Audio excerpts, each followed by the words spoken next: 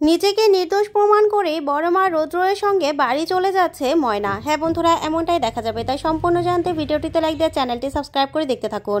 গল্পের শুরুতেই দেখা যাবে অজিত আর সীমা ময়নার বাসা থেকে যেতে থাকে। তখনই অজিত সীমাকে বলতে থাকে, এই সীমা, এখন আমরা কি করব বলতো? ডক্টর দাশগুপ্তর সঙ্গে যদি ধানসিঁড়ির সবটা ঠিক না হয় তাহলে? তখনই সীমা বলতে থাকে, এই অজিত, চল না ডক্টর দাশগুপ্তকে বরং আমরা একটা ফোন করি। তখন অজিত বলতে থাকে, না না, ওইদিকে ধানসিঁড়ি কিন্তু ডক্টর দাশগুপ্তকে ফোন করেনি। তারপর যদি জানতে পারে যে আমরা ফোন করেছি, তখন যদি আমাদের উপর রেগে যায়। তখন সীমা বলতে থাকে, আরে যা হবার তাই হবে, ওদের দুজনকে তো মিলাতে হবে, এক করতে হবে, না হলে এক হবে কি করে বলতো? কালকে তো ডক্টর দাশগুপ্তকে আসতে হবে, আর দুজনের ভুল বুঝাবুঝি আর কতই থাকবে। তখনই অজিত বলতে থাকে, কিন্তু সীমা, ধানসিঁড়ির কাছে যে প্রমাণ রয়েছে, এতে যদি নিজেরা নির্দেশ প্রমাণ না করতে পারি তাহলে তাহলে কি হবে? তখন তো দাশগুপ্ত আবারও ভুল বুঝবে ধানসিঁড়িকে, তখন কি হবে? তখন সীমা বলতে থাকে, যা হওয়ার হবে, তুই বরং একটা ফোন কর। তখনই অজিত সীমার কথা শুনে রৌদ্রকে ফোন করতে থাকে। তখন রৌদ্র ফোনটা রিসিভ করলে অজিত বলতে থাকে, ডক্টর দাশগুপ্ত, আমি অজিত বলছি, ধানসিঁড়ির বন্ধু। তখনই এই কথা শুনেই রৌদ্র বলতে থাকে, ধানসিঁড়ি মানে ময়নার বন্ধু? তখন অজিত বলতে থাকে, হ্যাঁ। তখনই রৌদ্র বলতে থাকে, তা আমাকে কেন ফোন করছে? ওইদিকে দেখা যাবে মেজমা সবটা কান পেতে শুনতে থাকে আর মনে মনে বলতে থাকে, বাবা, ময়নার বন্ধুরা ফোন করেছে, রৌদ্র যায় কিনা আগে দেখি। ওইদিকে অজিত বলতে থাকে, আসলে কালকে তো ধানসিঁড়ি ও নিজেকে নির্দোষ প্রমাণ করবে, আপনি আসবেন না? তখন রৌদ্র বলতে থাকে, না, আমি কেন যাব? তখন অজিত বলতে থাকে, কি বলছেন ডক্টর দাশগুপ্ত, আপনি যাবেন না? আপনাকে আমরা যাওয়ার জন্যই বলছি, আপনাকে আমরা অনুরোধ করছি, প্লিজ আপনি আসবেন। তখনই রৌদ্র বলতে থাকে, ও ময়না নিজে না ফোন করে আপনাদের দিয়ে ফোন করিয়েছে? তখন অজিত বলতে থাকে, না না, ধানসিঁড়ি নিজেও তো জানে না যে আমরা আপনাকে ফোন করেছি। তখন রৌদ্র বলতে থাকে, ও ময়না জানে না যে আপনারা ফোন করেছেন? ওইদিকে মেজমা কথাগুলো শুনে খুশি হয়ে যায়। তারপরে দেখা যাবে অজিত বলতে থাকে, আমরা আপনাকে না অনুরোধ করছি, প্লিজ আপনি আসবেন, একটু নিজের চোখে দেখবেন, ও নিজেকে নির্দোষ প্রমাণ করবে। তখন সীমা বলতে থাকে, প্লিজ আমাদের অনুরোধটা রাখুন। তখনই রৌদ্র বলতে থাকে, বাবা, দল বেঁধে ফোন করছেন, তার মানে ময়না আপনাদের সঙ্গে আছে, তাই তো? তখন সীমা বলতে থাকে, না না, ধানসিঁড়ি আমাদের সঙ্গে নেই, আর ও জানেও না। তখন এই কথা শুনে রৌদ্র বলতে থাকে, না, আমি যাব না, আমি বলেছি তো আমি যাব না। তখন অজিত আর সীমা অনেক অনুরোধ করতে থাকে রৌদ্রকে, কিন্তু রৌদ্রর কোনোভাবেই ওদের কোনো কথাই শোনে না, আর বলতে থাকে, না, আমি বলেছি যাব না, ওর ব্যাপারে আমি কোনো কিছুতেই থাকতে চাই না, ওর কোনো ব্যাপারেই আমি থাকবো না, বুঝতে পেরেছেন? আচ্ছা, গুড নাইট। এই বলেই রৌদ্র ফোনটা রেখে দেয়। তারপরে সীমা আর অজিত বলতে থাকে, যা, ডক্টর দাশগুপ্ত তো আসতে রাজিই হলো না, আমরা কি করব? তখনই অজিত বলতে থাকে, ঠিক আছে, না আসলে আর কি করার, চল। এই বলে ওরা ওখান থেকে চলে যায়। ওইদিকে মেজমা দৌড়ে আসে রৌদ্রের কাছে আর বলতে থাকে, কিরে রোদ, কে ফোন করেছিল? ময়না? তখন রৌদ্র বলতে থাকে, না, ওর বন্ধুরা। তখনই মেজমা বলতে থাকে, কেন? তখন রৌদ্র বলে, ওই যে ময়না কালকে নিজেকে কি প্রমাণ করবে না করবে, সেই জন্য যাওয়ার জন্য ফোন করেছিল। তখনই মেজমা বলতে থাকে, বাবা, ওই মেয়ে নিজে না ফোন করে ওর বন্ধুদেরকে দিয়ে ফোন করিয়েছে? তখন রৌদ্র বলতে থাকে, না, ময়না নাকি ওদের বলেনি ফোন করতে। তখনই বড়মা সেখানে চলে আসে আর সে বলতে থাকে, কিরে রোদ, কি হয়েছে? তখনই রৌদ্র বলতে থাকে, আর কি হবে? তখনই মেজমা বলতে থাকে, জানো দিদি, ওই যে ময়না নিজে না ফোন করে ওর বন্ধুদেরকে দিয়ে ফোন করিয়েছে।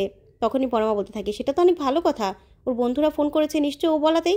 তখন রৌদ্র বলতে থাকে, না মা, ময়না ওদেরকে বলেনি, আর তাছাড়া ময়না নিজেও জানে না যে ওরা ফোন করেছে, বুঝতে পেরেছ? তখন বড়মা বলতে থাকে, যাই হোক না কেন রোদ, তোর কিন্তু যাওয়া দরকার। তখন রৌদ্র বলতে থাকে, না মা, আমি যাব না। তখন মেজমা বলতে থাকে, দিদি, ওকে তুমি কিন্তু জোর করতে পারো না, ও কেন যাবে বলো তো? ময়না ওর কোনো সম্মান রেখেছে, তারপরে যদি নিজেকে প্রমাণ করতে না পারে, তখন সেই অসম্মানটা কে হবে? রৌদ্ররই তো হবে। তখনই বড়মা বলতে থাকে, শোন মেজো, তোর না এর মধ্যে কথা সাজে না, বুঝতে পেরেছিস? চুপ করে দাঁড়িয়ে থাক। তখনই রৌদ্র বলতে থাকে, না মা, আমি যাব না আমি। তখন বড়মা বলতে থাকে, কেন রোদ, তুই কেন যাবি না বলতো? কেন যাবি না?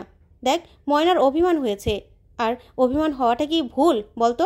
এখন যদি ও নিজেকে নির্দোষ প্রমাণ করে, তাহলে যে আমরা ভুল ছিলাম, আমরা ওকে ভুল বুঝেছি, সেটাই তো প্রমাণ হয়ে যাবে বলতো? তখন রৌদ্র বলতে থাকে, যাই হোক মা, ওর কাছে যখন আমি হোটেলে জানতে গিয়েছিলাম, তখন ও আমাকে বলে দিয়েছে, ও যদি নির্দোষ প্রমাণ হয়েও যায়, তাও এই বাড়িতে আসবে না।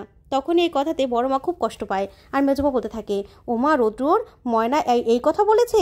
ওই মেয়ের কি দামাক, বাবা, ও নাকি নির্দোষ প্রমাণ করলেও এই বাড়িতে আসবে না।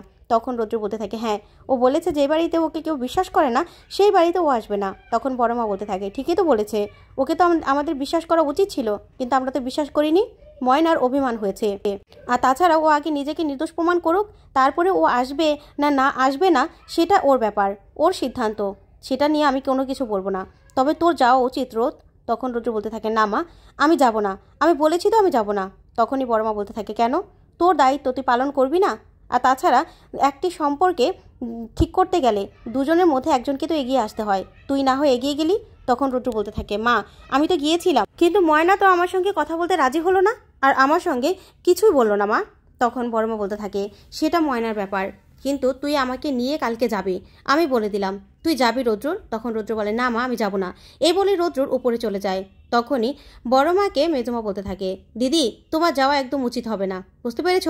ওই মেয়ের কি দেমাক, এইটুকু মেয়ে আবার নাকি কি দেমাক করে, এ বাড়িতে আসবে না। তখনই বড় মা বলতে থাকে, শোন মেজো, তোর এসবের মধ্যে না কথা বলার কোনো দরকার নেই, আমাদেরটা না আমরা বুঝে নিতে পারবো।